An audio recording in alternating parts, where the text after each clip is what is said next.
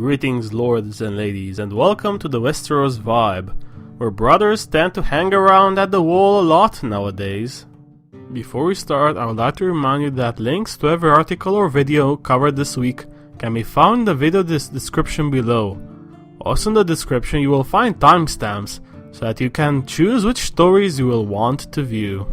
We start off this mega episode with: fans are devastated over a Game of Thrones shocker, but it's not the one you may think. The shocker of the article is the apparent death of Shaggy Dog, Rickon's direwolf. It was a sad moment, made even worse by the look on his face. However, the jury is still out on whether this is the real direwolf or fake in order for the Umbers to infiltrate Winterfell. Moving on to: HBO is freaking out over this Game of Thrones leak. The article deals with the YouTubers posting about what appears to be Game of Thrones spoilers. For more, click the link below and read the full article. Next up, Bran Stark actor goes inside the Tower of Joy. Isaac gave an interview regarding the scene many people have been waiting for, answering questions such as what he knew of the scene before shooting, his memories from shooting, and Bran's feelings seeing what he saw.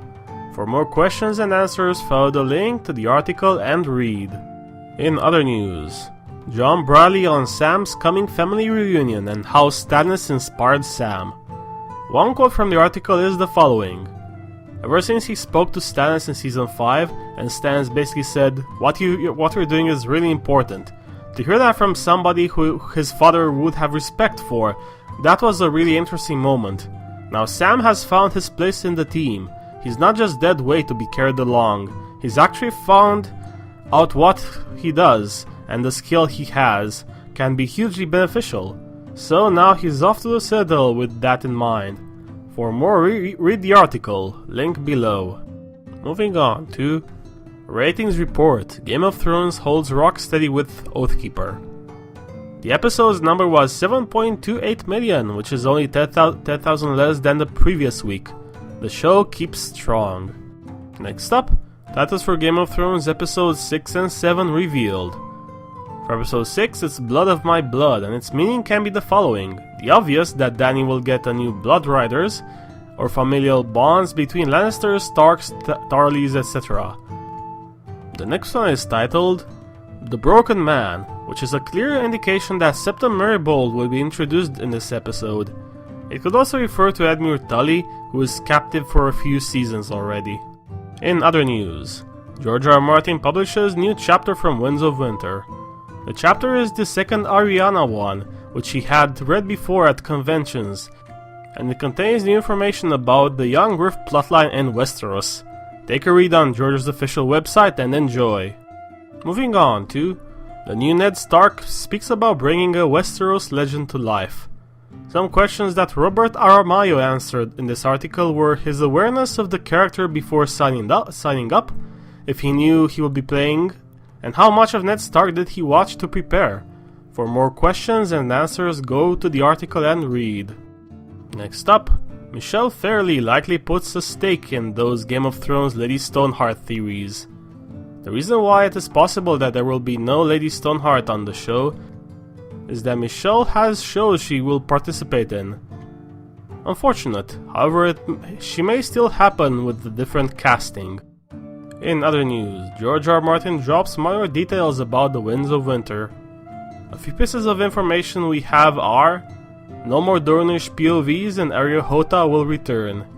Arianna definitely has curves. She's not a half-starved and anorexic like so many of today's supermodels, but that does not mean she is heavy-set, to use your word, and certainly not a whale. Not usually. I did some of that in Dance when I was struggling with the Meereenese knot, and also in Feast with those King Mood chapters, but elsewise I usually know which POV will work best before I begin. Moving on to: Aidan Gillen discusses Littlefinger's need for atonement, and Natalie Dormer brainstorms hypothetical cellmates for Margery. Starting off with Littlefinger, here is an interesting quote. "For me this time out, there's a level of atonement in relation to Sansa and my misjudgment of Ramsay Bolton. A lot of what I'm up to is atonement and really trying to align myself with the right people. I left Sansa married to a psychopath. It's probably the one time we've seen Littlefinger slip up. He really didn't know about it. He should have. As for Natalie, her ideal cellmate will be her brother, and her least favorite would be Joffrey's ghost, of course. Next up, Game of Thrones fans want $20 million to fix Dorne scenes. After the train wreck of the Dorne scenes, fans have taken to Kickstarter with a campaign that seeks money to remake them, fixing the baffling issues which permeate them. It will be interesting to see the result. Hopefully they will provide the promised quality. In other news, Kit Harington used Jon Snow's fate to get out of a speeding ticket. In an amusing telling, Kit reminisces about how he escaped penalization through revealing the mother of all Game of Thrones spoilers to a random policeman. Proof that miracles exist for some people. Moving on to Expert Swordsman breaks down the Tower of Joy fight. The article contains a video of Scola Gladiatoria reviewing the fight. Watch it and enjoy. Next up, so were the last 4 seasons with Daenerys really just a waste of time? In this long article, the author reviews Dani's storyline throughout the last seasons and analyzes if the entire process was a waste of time. She could have achieved this earlier. If you are interested, then give it a read. In other news, Emilia Clarke on her latest Game of Thrones nude scene. This is all me. Despite her earlier declarations that she would not be in any more nude scenes, it happened again. It's so exciting, very tingly making. Every season I get at least one spine-chilling moment. I just stand up and I go, I'm hearing what you're all saying, but funny things. I'm going to kill you all. I forgot that I have an ace in my back pocket and now I win. Moving on to Sophie Turner on that long-awaited Stark family reunion. Following Sansa and Jon's heartfelt reunion, Sophie had the following to say. I'm most excited for the fact that I get to see Kit and get to act with him. Kit is one of my best mates. We just had one scene together in the pilot when we're waiting on the king. It's like working with an older brother.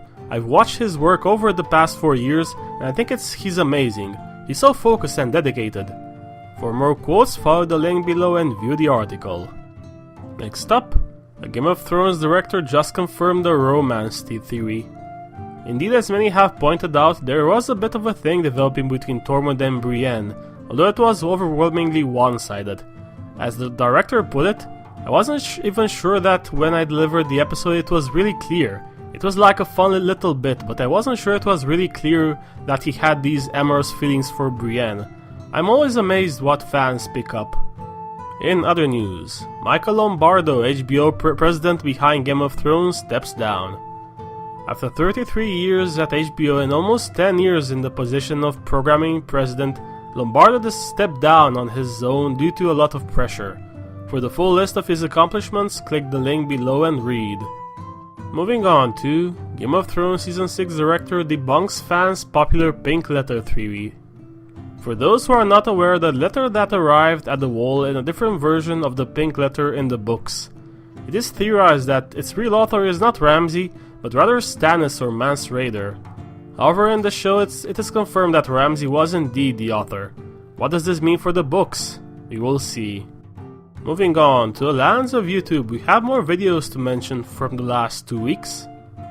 Reviews and discussion of Episode 3 Oathbreaker have been released by the following channels: Elio and Linda, I'll Shift X, Emergency Awesome, Preston Jacobs, Red Team Review, Vassals of Kingsgrave, and History of Westeros with their show-only and book relation discussions. Reviews and discussions of Episode 4 Book of the Stranger have been released by Elio and Linda, I'll Shift X, Emergency Awesome, Preston Jacobs, Red Team Review, Vassals of Kingsgrave with their Wolfcast and DragonCast discussions, and History of Westeros with their show-only and book relation discussions. Vassals of Kingsgrave have released their discussion about King Daeron I, the Young Dragon.